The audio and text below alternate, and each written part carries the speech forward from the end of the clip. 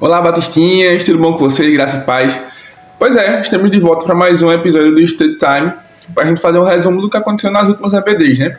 A gente teve o último vídeo com Sara, que ela falou um pouquinho aqui sobre o que aconteceu na primeira aula, e hoje eu vou dar seguimento ao que aconteceu nas nossas segunda e terceira aula, tá?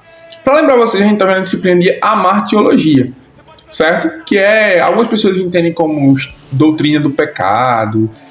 Só que quando a gente vai para a etimologia da palavra, o logia, ele vem de estudo, certo? E a gente entendeu que a martiologia seria um entendimento, um estudo sobre o entendimento do que seria o pecado. Primeiramente, esse é o grande conceito que a gente tem que entender. Não é doutrina, tá? E sim estudo. Só que, nas primeiras aulas, a gente viu o seguinte, que era interessante que a gente discutisse e entendesse, primeiramente, como é que a gente pode definir pecado? A gente já tinha visto nas aulas anteriores com o professor pastor Roberto, ele explicando que o pecado seria a transgressão da lei. Mas beleza, a lei ela é estabelecida lá na frente, mas como é que surge esse pecado? Como é que a gente pode saber e discutir sobre o pecado? Então, o professor que está na disciplina agora, que é o pastor Wellington, ele trouxe inicialmente a definição para a gente entender o que era bom, o que era mal, o que era bem, o que era mal, para a partir daí a gente fazer um panorama melhor e entender sobre o que seria o pecado, tá? Então, primeira coisa que a gente tem que entender é que o que é bom e o que é mal, a gente fez uma discussão até, sabe, para entender se Deus é bom, por que ele criou o mal, ou por que o mal surgiu, por que ele permitiu criar o mal, a criação do mal. Mas enfim, a gente vai dar continuidade aqui e vai entender o seguinte, tem algumas anotações, eu vou lendo aqui, fazendo a leitura da Bíblia também, e a gente vai discutindo. Tem material, pode ser que vá para 10 minutos, sabe? Mas aproveitem, é muito bom, tá? Então, primeira coisa, quando a gente fala de amartiologia, a gente tem que entender o seguinte, que a gente quando vai falar de Deus, a gente sabe que Deus é bom. Deus é muito bom. E como é que eu sei que Deus é bom? A partir da sua criação, tá? A primeira coisa que Deus criou foi, após o céu e a terra, foi a luz, certo? E aí a gente coloca que a gente pode considerar essa luz como um elemento essencial, porque tudo depende dela. Primeira coisa que a gente tem que entender. A luz foi um elemento essencial. Para que uma planta germine, ela precisa da luz solar. Para que a gente possa ver as coisas, a gente precisa da luz solar. A gente, quando tem a luz, a gente se sente bem mais confortável, porque ali está tudo às claras, fica tudo mais simples. E aí a gente tem que entender que, primeiro Deus fez a luz. E Deus é a própria luz. Nós, tudo ela depende dessa luz. E como é que eu vou saber que Deus é a própria luz? A gente pode ler lá os versículos que se encontram no Salmo 119, versículo 105, que primeiramente fala sobre a questão da palavra, né? Lâmpada para os meus pés é a tua palavra e luz para os meus caminhos. A gente dá continuidade aqui com 2 Coríntios 4, 6, deixa eu abrir aqui rapidinho. 2 Coríntios 4, versículo 6, porque Deus que disse, das trevas resplandecerá a luz. Ele mesmo resplandeceu em nosso coração, para a iluminação do conhecimento da glória de Deus na face de Cristo. E um outro versículo que a gente pode discutir e trazer essa definição é Apocalipse 21, 23, que diz o seguinte, a cidade não precisa nem de sol nem de lua para lhe darem claridade, pois a glória de Deus a iluminou e o Cordeiro é a sua lâmpada. Então a gente observa primeiramente a criação, Deus cria a luz, cria a definição, estabelece o que é luz para que nós dependêssemos dela. E aí, nós, como seres dependentes dessa luz, e entendendo que Deus é a própria luz, nós dependemos diretamente de Deus. Primeira coisa. Mas aí vem aquela discussão. Para entender o que é pecado, eu preciso saber o que é o mal. Entender o que é o mal. Para saber o que é o mal, eu tenho que saber o que é bom. E aí a gente começa nessa questão. O que é mal, o que é bom, o que é mal, o que é bom. E a gente entende o que é bom e a bondade de Deus, o quanto Deus é bom, como eu disse, pela sua criação. E a luz é uma das coisas. Deus é tão bom que ele não precisou, mas ele quis fazer com que essa bondade dele fosse diluída e entregue a gente também por meio de sua criação. Isso pode ser visto, como eu disse, em sua criação. Só que, se Deus é bom, e por que o homem peca? Por que é que, se Deus é tão bom, por que é que ele permite o mal, ele permite o pecado? Ele podia simplesmente, já que ele é bom, ele cortar, não existe pecado. É possível, é verdade, Deus realmente poderia. Só que Deus é tão bom que ele permitiu ao homem, e aí tem uma definição, a gente tentou discutir um pouquinho sobre a questão de antes da existência do homem, permitiu também aos anjos o livre-arbítrio. Só que ele só permitia uma vez. Primeiramente, a questão de livre-arbítrio. Quando nós falamos de livre-arbítrio, o pastor Wellington ele trouxe uma definição teológica em relação a isso. O que nós chamamos aqui de livre-arbítrio, eu tenho o direito de escolher se eu posso fazer por aqui ou por aqui. Isso ele chamou de livre-agência. O que nós chamamos, o que o mundo entende por livre-arbítrio, na verdade, é livre-agência. E o que seria livre-arbítrio? Ele colocou que, teologicamente, tem a definição que é poder escolher ficar com Deus ou contra Deus. Esse é o conceito de livre-arbítrio. Já o conceito de livre-agência é algo semelhante ao que nós chamamos por livre-arbítrio hoje. Seria, eu digo nós, assim, a questão mais popular, mais senso comum. Que a livre-agência seria, por definição pela teologia, é o poder de escolhas e tomada de ações semelhante ao que é definido pelo que a gente chama de gramática, de escolher a própria vontade, certo? Então o conceito de livre-arbítrio que nós temos, na verdade, quando a gente vai para a teologia, é o que eles chamam de livre-agência. E o conceito de livre-arbítrio, realmente, pela teologia, é querer estar com ou contra Deus. E aí não tem como ficar contra Deus. Só existiu duas possibilidades disso, tá? Aí o pastor Wellington traz que só existiu o livre-arbítrio duas vezes. Uma no céu e uma na terra. No céu, Lúcifer teve livre-arbítrio. E aí, quando ele tem esse livre-arbítrio, ele decide entre ficar com Deus ou contra Deus. E ele decide ficar contra Deus. E aí, a partir desse momento, não existe mais livre-arbítrio. Ele é enviado para uma prisão e acabou. Ele não tem mais controle. A partir de agora, tudo que o diabo tenta fazer, tudo que ele pretende, ele pensa em fazer, ele não tem poder para fazer. Ele tem que pedir autorização a Deus para fazer. Então a gente passa por Jó. Quando tem a passagem de Jó, que o diabo vai falar com Deus e diz assim: estava rodeando a terra e tal, e vi teu servo Jó. Aí Deus fala assim: viste meu servo Jó? Vi teu servo não. Deus fala: viste meu servo Jó, fiel e tal. Aí o diabo fala assim: mas ele é fiel porque você dá de tudo a ele. Tira as coisas dele. Aí Deus vai e fala: pronto, vai lá, faça. Eu deixo, faça. Só não tirar a vida. Tudo você pode tirar, faça. E o diabo vai e faz. Então o diabo só pode fazer se Deus permitir fazer. Ele não tem mais a liberdade, o livre-arbítrio de fazer. Ele depende do que Deus quer. Certo? Então esse livre-arbítrio que existiu lá atrás só existiu uma vez no céu e acabou. E na Terra, Heber, nós também só tivemos o livre-arbítrio na Terra uma vez. E foi justamente quando o homem decide pecar, comer do fruto proibido e ficar contra Deus. A partir de agora nós não somos mais livres, nós não temos mais livre-arbítrio.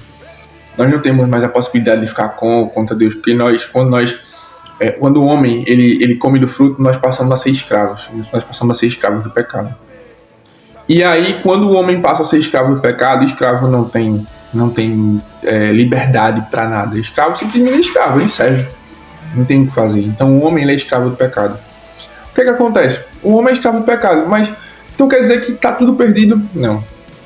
O plano de Deus ele é completo. Por mais que o homem esteja perdido, esteja condenado à morte e não tenha mais essa liberdade de poder escolher, Deus vai lá e compra esse escravo do pecado por meio do sacrifício de Cristo, como sangue derramado na cruz. Só que a gente conquista essa liberdade por meio de Cristo, mas nós ainda assim existem alguns versículos que trazem que nós somos escravos de Cristo. Agora nós passamos a ser escravos de Cristo, que não é uma coisa ruim, tá? Ser escravo de Cristo não é uma coisa ruim. Ser escravo de Deus, na verdade, não é uma coisa ruim. Nós, quando Cristo ele conquista essa liberdade pra gente, ele derrama o sangue dele, conquista essa liberdade pra gente, a gente deixa de ser escravo do pecado e passa a ser escravo de Cristo. E aí por isso que tem aquela questão de que nós não temos mais livre-arbítrio de escolha, mas nós temos a livre-agência de poder tomar decisões e ir para caminhos que vão de acordo com a vontade do Senhor, certo? Agora, isso é uma perspectiva bem teológica, tá? Quando a gente for falar para o pessoal, quando a gente for pregar livre-arbítrio, pode falar livre-arbítrio, que é o que as pessoas no mundo secular elas entendem melhor, ok? Mas aqui a gente está aprendendo que livre-arbítrio existiram duas vezes. O que nós temos hoje é um conceito de livre-agência, onde a gente tem esse domínio, esse controle de escolher, de tomar algumas escolhas, certo? Mas livre-arbítrio que escolher ficar com Deus ou contra Deus nós não temos. Porque a partir de agora nós somos escravos do pecado, porque Adão e Eva eles pecam e nós ficamos com essa genética do pecado, nós nascemos no meio do pecado, ou nós somos comprados, lavados e remidos pelo sangue do Cordeiro e comprados do pecado para Deus. E aí nós temos uma liberdade maior, porque Deus é bom, mas ao mesmo tempo nós somos escravos de Deus. Nós somos servos fiéis de Deus. Então a gente não tem mais esse controle de livre-arbítrio como tínhamos. Mas temos a livre-agência e Deus permite essa livre-agência de podermos tomar nossas escolhas. Dando outra ideia aqui, se o homem é escravo do pecado, como é que ele pode ser salvo? E aí a gente tem aquela questão, ele pode ser salvo por meio do Espírito Santo. Ele pode ser salvo por meio do sacrifício de Cristo. Mas Cristo não está aqui mais para pregar. Mas ele deixou o Espírito Santo que vai nos convencer do pecado. E ele estando conosco, nós estando com o próprio Cristo, ele vai sim nos livrar desse pecado, nos salvar desse pecado. Vai nos comprar. Cristo nos comprou do pecado. E a gente aprendeu também algumas coisas, né? A gente aprendeu sobre os atributos de Deus. Existem atributos que são comunicáveis e atributos que são incomunicáveis. O que é isso, Weber? Atributo comunicável, atributo comunicável. Atributos comunicáveis são aqueles que Deus permitiu que o homem tivesse. É algo de Deus. E Deus compartilhou com o homem. Esses são os atributos comunicáveis. Os incomunicáveis são aqueles que ele não compartilhou. Por exemplo, Deus é onisciente, Deus sabe tudo. Deus é onipotente, Deus pode tudo. Deus é onipresente, Deus é atemporal, ele não está no tempo. Porque o tempo é dele. Então ele sabe, então ele está em todos os momentos, ele tem controle do passado, presente e futuro. Então Deus, ele tem esses três atributos. E esses atributos, eles não são comunicáveis. O homem, ele não é onisciente, ele não é onipotente, ele não é onipresente. Simples. Mas Deus tem alguns atributos que Deus permitiu que nós tivéssemos. O amor, por exemplo. O ato de amar. Deus permitiu que o homem pudesse amar. Deus permitiu que o homem pudesse perdoar. Deus permitiu que o homem pudesse tentar buscar ser santo. Deus é santo, mas o homem pode buscar ser santo. Então, todos esses atributos, eles fazem parte da essência de Deus. E Deus permitiu que alguns comunicáveis pudessem ser acessados pelo homem. Um dos seus atributos, como eu disse, é a santidade. Deus é santo. E aí, quando a gente vai buscar a definição do que é santo, pode pegar o dicionário aí quem quiser. A definição de santo é algo que é separado do pecado. Puro, não tem mácula, é perfeito. Ele não falha, é sem falha. E Deus é santo. Mas o homem, ele não é santo. O homem não consegue ser santo. O homem, ele não consegue se separar do pecado. A não ser que ele se aproxime de Deus a ponto de ser santificado por Deus. Esteja tanto na presença de Deus e entenda tanto o que Deus tem de plano para o homem, que ele passa a ser santificado por Deus. E aí a gente chegou na definição. Mas quando alguém morre, morreu por quê? Deus permitiu que morreu. Foi mal? Foi o mal. Deus permitiu o mal.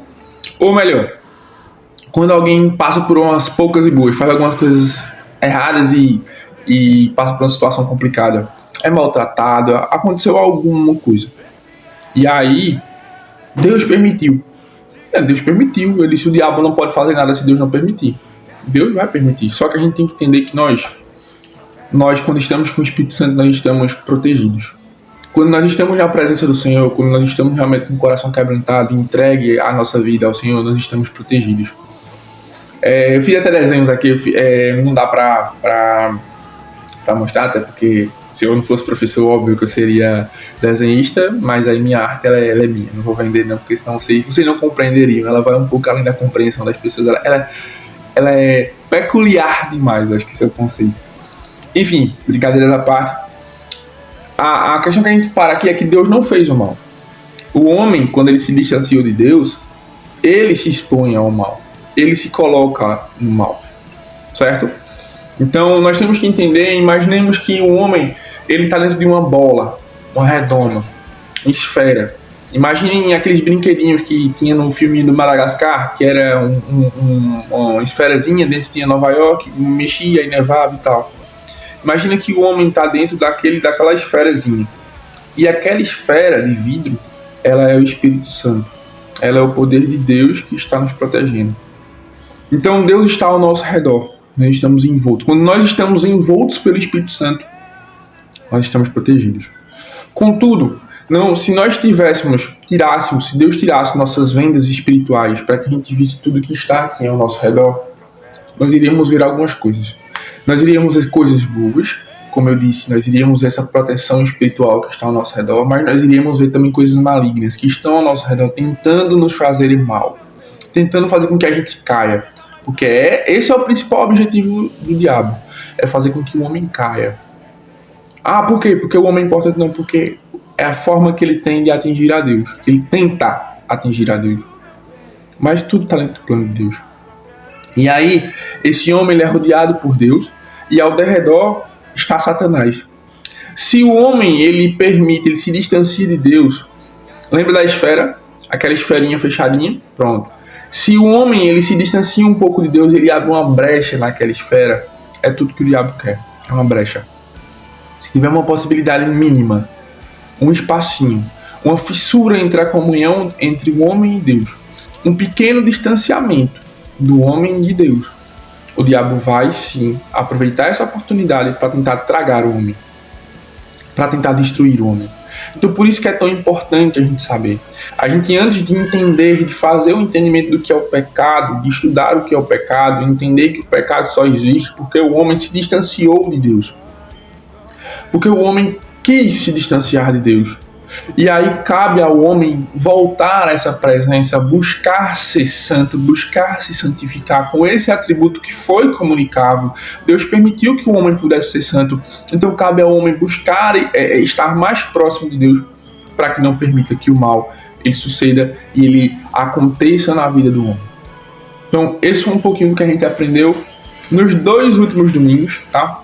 A gente vai ter aula amanhã também. Peço até perdão pela demora, é uma vida corrida. Tomar conta de um monte de menino, vida do professor não é fácil. Então, a gente vai estar tentando, sempre nessa perspectiva, 1 semana, 15 dias, estar fazendo as postagens do vídeo, tá? Agradeço demais a quem ficou aqui comigo até agora e quem tem acompanhado os estudos. Queria pedir a vocês já. Não é só YouTube, tá? Não é só linkzinho disponibilizado, não. A gente tem rede social também, a gente tem Instagram, tem TikTok. O TikTok tá um pouquinho parado, a gente vai tentar dar uma movimentada maior. Mas o Instagram tem material constantemente. Outra coisa, fica aqui também um convite para Connect. O que é Connect, para quem não sabe? A gente faz aqui a junção de todas as juventudes das igrejas batistas de Caruaru e das congregações também. A gente tem aqui a primeira igreja batista, que é a nossa, a segunda, que é no bairro Petrópolis, Jardim Liberdade, a terceira, que é no bairro João Mota, a quarta, que é no Cedro, e a quinta, que é no bairro José Liberato, o Inocop, o pessoal chama assim. E temos as congregações no da Escócia, a congregação também ali no José Liberato.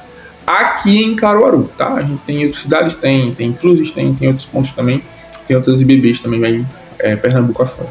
Enfim, fica o convite de 27, nós temos a nossa Connect, que é a junção de todas as juventudes batistas, para que vocês possam estar conosco, seja na terceira igreja, que é no bairro João Mota. Fica atento nas nossas redes sociais que vai ter informação, e segue também tanto o Instagram da igreja, que é _1IBBC, quanto na nossa página da Juventude, que é Juventude _1IBBC, quanto da Connect também, tá? A Connect tá lá, Connect Batista, e aí vocês vão ter todas as informações que são necessárias para estar conosco.